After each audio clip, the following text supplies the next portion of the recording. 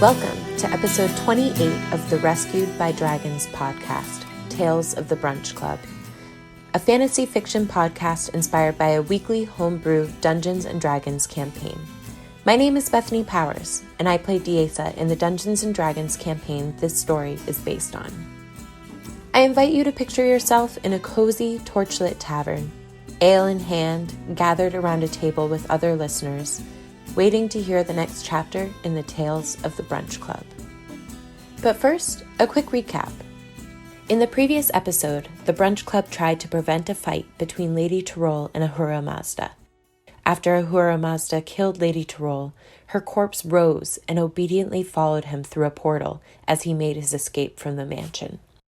Solania and Ilion, of the Council of Five, along with 3 instructors, appeared in the ballroom and questioned the guests. After they were questioned, the Brunch Club explored the mansion and found evidence that proved Ahura Mazda's accusations about Lady Tyrol were actually correct. On their way to give their findings to Solania, they stopped to inspect a treasure box chained to the floor in one of the rooms. When Diesa got close enough to check it for traps, an arm instantly grew from one side of the chest and swung at her face. And now, episode 28. Meetings in bathrooms.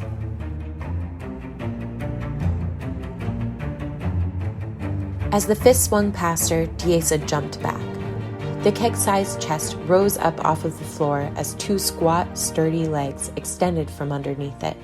A second arm grew out of the opposite side from the first.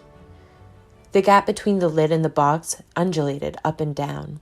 The edges of the gap grew lips, and a grotesque tongue slipped between them, swishing back and forth. The mouth opened and exposed long, sharp teeth. Angry, hungry eyes appeared near the top of the lid. Diesa scrambled backwards as the devilish treasure chest rushed at her. When it got near her, it lunged, but its leap was halted in midair by the chain that held it down. It crashed to the floor with a surprised yelp, but got right back up. It snarled, swiping at Diesa and straining against its chain. "What in the 9 hells was that?" exclaimed Diesa as she backed out of the room, catching her breath. "I have no idea," said Elora. "Should we kill it?" asked Drusilla. "Nah," said Salas. "Let the instructors deal with it."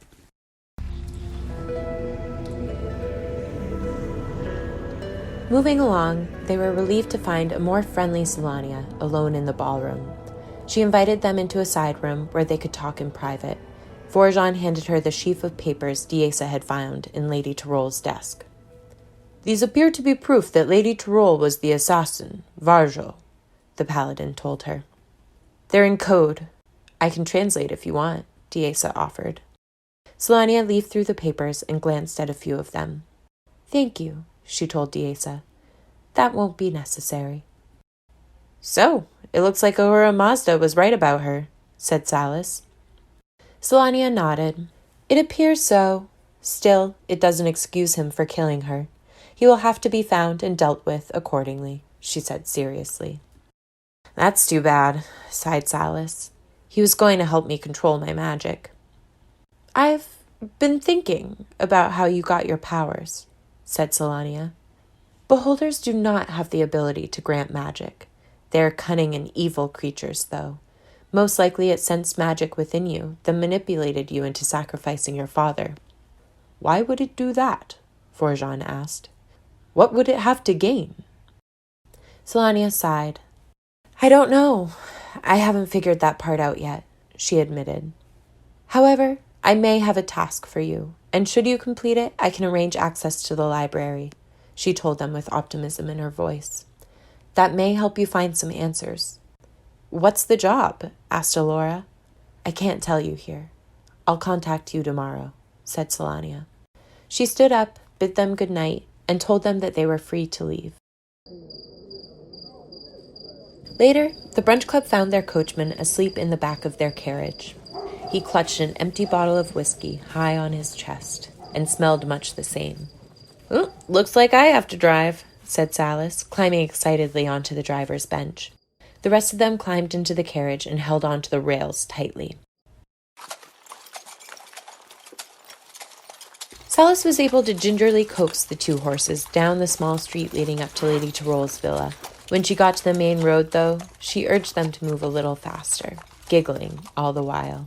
She whipped the reins up and down, speeding the horses from a trot to a canter, then to a full gallop. The carriage tilted from side to side as they sped down the uneven cobblestone streets.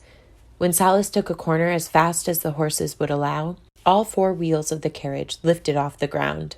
The carriage's momentum slammed it into a corner of a building, knocking chunks of the quartz facade from it. The carriage landed back on the road, but went airborne again around the next corner. This time, it destroyed a section of ornamental fencing and took a chunk out of an old chestnut tree.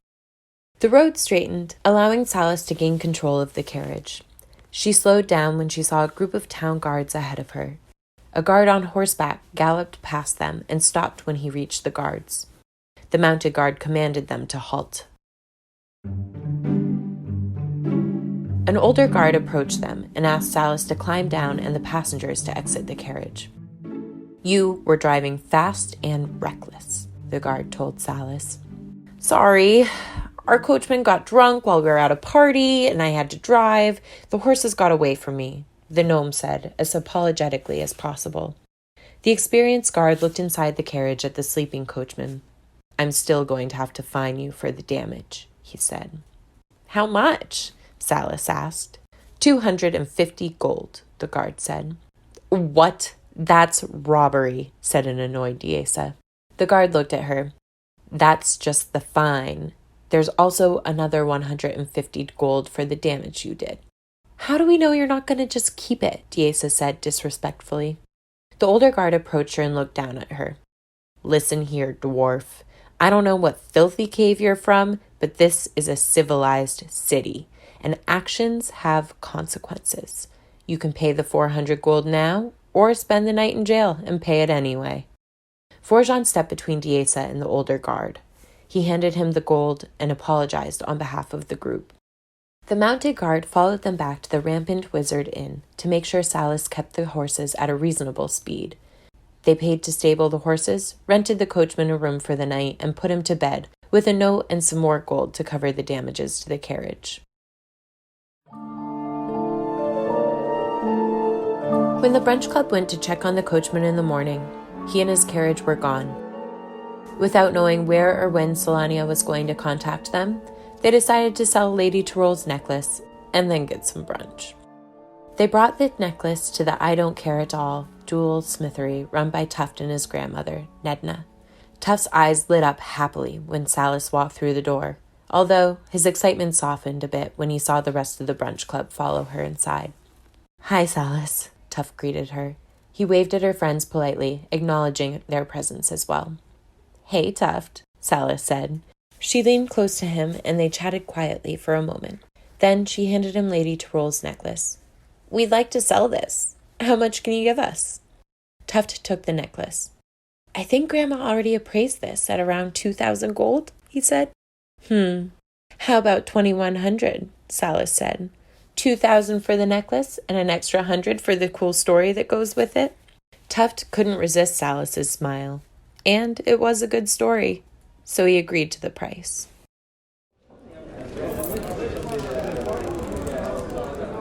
After selling the necklace, the group went to the Elf Song Tavern for brunch.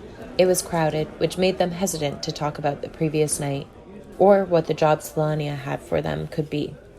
Having no other plans, they took their time and enjoyed a leisurely mid-morning meal. Near the end of the meal, Forjan excused himself and went to avail himself in the water closet. While he washed his hands in a small cistern, a portal appeared next to him. Solania stepped through the portal and into the bathroom. I'm glad you didn't show up a minute ago, Forjan said. Likewise, Solania said with a light laugh. I assume you got my note? She then asked him. Note? Forjan said cautiously. The gods watch over us all. We must bring them back, Solania recited. It was the message written on the note the bartender at the party had secretly handed Forjan. So, that was from you, Forjan said. Interesting sentiment coming from a member of the council. Do you disagree? She asked. Of course not, the paladin said. I am only curious why a wizard would want divine magic back in her city. Right now, there is no balance of power in Elnor. Some members of the council feel they can do what they want with impunity. Absolute power in government makes me uneasy, explained Selania. Powerful clerics and paladins could help keep the council in check. How can we help you bring the gods back to Elnor? Forjan asked. That will come later. For now, the council has another job for the Brunch Club. Go to the ruins of the Temple of the Raven Queen at midnight tonight. My representative will meet you there. Do not worry about any limitations. Your group will be granted a special license to cast divine magic while on council business. Selenia finished her instructions and cast a new portal next to her. Before I go, she said, prior to entering the portal, we looked into the cultists you told Captain Unterpant about. We believe they were trying to summon a kraken. I believe we killed them before they could summon it, Forjan told her. But there could be more of them in the caves. We'll be looking into that as well, Selenia assured him. Don't forget, Temple of the Raven Queen at midnight tonight. Don't be late, she warned him as she stepped into the portal. It disappeared behind her. When Forjan got back to the table, he noticed the rest of the group was getting ready to leave. We're going to go see what Captain Grath is up to while we wait for Selania to contact us, said Alora, failing to hide her eagerness at seeing the handsome and muscular ship captain once again. Forjan waited until they were out of the tavern and on a less crowded street before he told them that Selania had visited him in the bathroom. I didn't think Selania was that kind of a girl, Salis joked. Forjan pretended not to hear Salis and told them about his and Selania's conversation. When he finished, Alora said, Grath should know someone's trying to summon a kraken. It could put him in danger. We get it, Alora, Diesa teased. You want to see some girth. I mean Grath. They flagged down a handsome cab and took it to the elevators that went down to the port district. Elora quickly spotted Grath's ship. They requested permission to come on board, which was granted. Elora led them to Grath's cabin. The door was open, and he welcomed them in when he saw them approaching. They told him about the cultist's attempt to summon a kraken off the course of Elnor. He nodded gravely and thanked them for the warning. Forjan reminded them of their midnight appointment. He suggested if they got back to the inn soon, they'd have time to rest up before they faced whatever Selania had in store for them. I only need 4 hours of sleep, so, I think I'll hang out here for a while, Elora told them. Grath smiled and said, I think I'll take the afternoon off. On their way to the elevators, the Brunch Club, minus their ranger, passed by a potion shop on the boardwalk. Drusilla stopped them. We need to get more potions, said Drusilla. Since Forjan decided to give all of ours to, she lowered her voice and imitated the Dragonborn's accent. His very good friend. Forjan said nothing and kept his eyes focused on the ground in front of him. They spent the money from Lady Tyrol's necklace on health potions, then headed back to the Rampant Wizard Inn to rest up before a potentially long and dangerous night. Our tale will continue next week in episode 29. Episode 28 was written by Dominic White and based on a homebrew Dungeons & Dragons campaign created by Brian Messmer. Valuable contributions to the story were added by the role-playing of Bethany Powers, me, who plays Diesa, J.P. Black, who plays Drusilla, Liz Richard, who plays Alora, Anna Flemke, who plays Salis, Dominic White, who plays Forjan, and Brian Messmer, who plays everyone else. Ambiance and effects used with permission by Michael Gelfi. If you enjoyed this podcast, help us out by sharing it with your friends. We'd appreciate it. And more information by Rescued by Dragons and ways to support this podcast can be found at rescuedbydragons.com. You can follow us on Instagram at Rescued by Dragons and on Twitter at Rescued Dragons. Thank you for listening, and please join us next week to find out what happens next.